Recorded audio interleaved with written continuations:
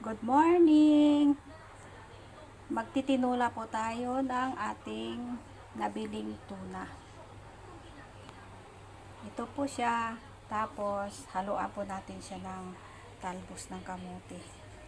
Ayan po, talbos natin ng kamote.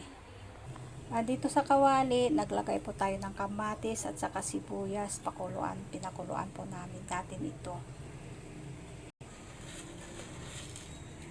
Ayan po, kulo na po siya. Lagyan po siya natin ng asin at saka kitchen po. Kunti lang po para hindi masyadong matapang. Ito na po, lagay na po natin yung ating tuna.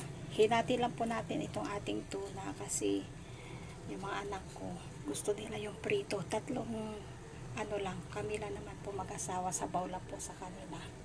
Ayan po, takpan na po natin ito. Antayin po natin siya makulo at maluto. Tapos ilalagay na po natin ang talbos.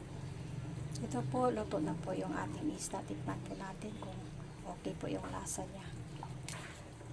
Okay na po yung lasa niya.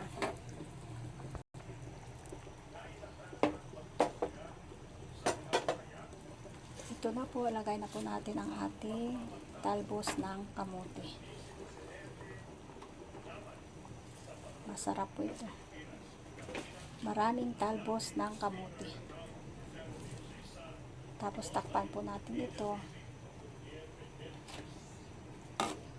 Isang kulo na lang po. Okay na po siya. Ito na po, luto na po ang ating tinulang isda. Masarap ito, oh. Sarap. Ito.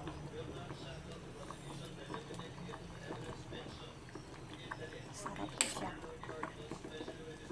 Ayan na po. Luto na po. Kain na po tayo. Thanks for watching and God bless everyone.